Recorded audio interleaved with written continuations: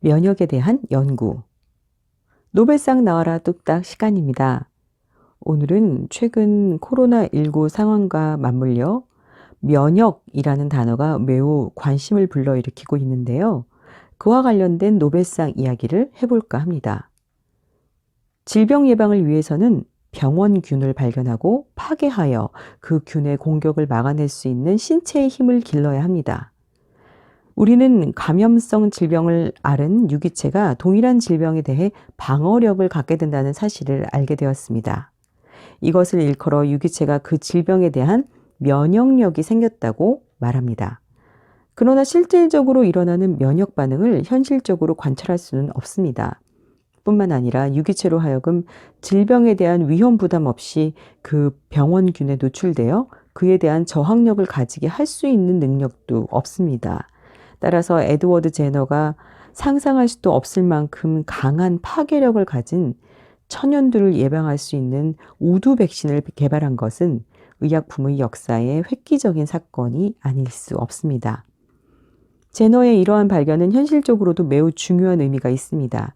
하지만 여기에서부터 다른 질병에 대한 면역 연구나 일반적인 면역학적 통찰을 이끌어내지는 못했죠. 면역학 연구가 성공적인 과학적 발전으로 거듭나기 위해서는 무언가 필수 불가결한 것이 필요했는데 그게 바로 부족했기 때문입니다. 면역 문제를 실질적이고 과학적인 방법으로 연구하기 위해 가장 중요한 것은 병의 근원을 밝히는 것이었습니다. 제너 이후로 파스테르, 코호 등의 연구들이 계속되었습니다. 유기체를 공격하여 그 안으로 침투한 후 스스로 자생하며 자라남으로써 병을 유발하는 미생물을 물리치는 과정을 처음으로 실험한 연구자는 바로 메치니코프였습니다. 처음에는 주로 물벼룩처럼 하등 동물인 수준 동물의 감염에 관해 연구하였습니다. 그리고 뒤이어 그 감염 원리를 밝혀냄으로써 이 같은 연구들은 집중적인 관심을 받기 시작했죠. 이 연구들로 면역 현상을 이해할 수 있게 되었고 포유동물 그리고 인간에 대한 연구로 이어질 수 있었습니다. 그리고 마침내 메치니코프는 포식 이론을 발표하게 됩니다. 이 이론에 의하면 유기촌의 세포는 미생물을 파괴합니다. 인간이나 동물의 몸속에 존재하는 이 세포들은 침투한 병원균을 잡아서 파괴하고 무해하게 만듭니다. 포식 이론에 관한 연구는 어떤 한 세포에 관한 특이적 연구라는 점, 그리고 면역 현상에서 세포의 중요성을 강조한 첫 번째 연구라는 점에서 매우 중요한 의미를 갖습니다. 면역에서 세포의 중요성을 언급한 수많은 연구들의 가치는 앞으로도 오랫동안 높이 평가받을 것입니다. 면역학도 생물학의 다른 분야와 마찬가지로 유기체의 생명활동 중에서 세포의 활동을 가장 중요하게 생각하기 때문입니다. 다른 생물학적 과정과 마찬가지로 복잡한 면역 현상에 대해서도 다양한 연구가 다 가능합니다. 질병에 대한 방어에는 두 가지 형태가 있습니다. 하나는 미생물을 직접 파괴할 수 있는 능력이며 또 다른 하나는 이들 미생물이 더 이상 자라지 못하도록 방해하는 능력입니다. 이와 같은 것들을 세균 파괴 면역이라고 합니다. 그러나 이 외에도 세균이 생성하는 물질이 작용하는 또 다른 종류의 방어가 있습니다.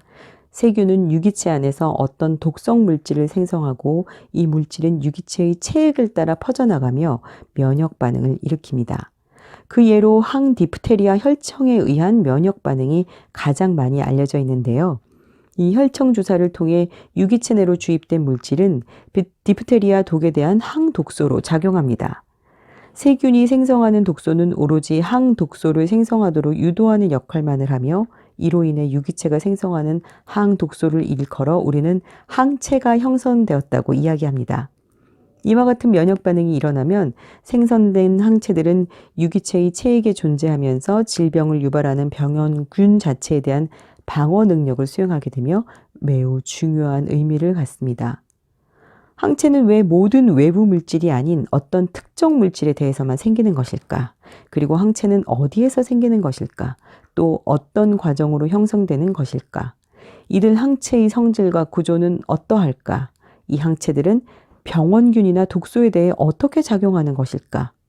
이외에도 우리는 면역 이론의 실질적인 응용과 발전에 관해 수많은 의문점을 갖고 있으며 면역 이론과 일반적인 생리작용의 상호 관계는 또 하나의 커다란 관심사이긴 합니다.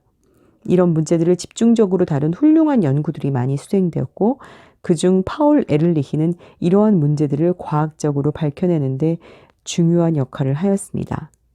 메치니코프와 에를리히는 면역학에 대한 공로로 1908년 노벨 생리의학상을 수상합니다. 지금까지 노벨상 나와라 뚝딱이었습니다.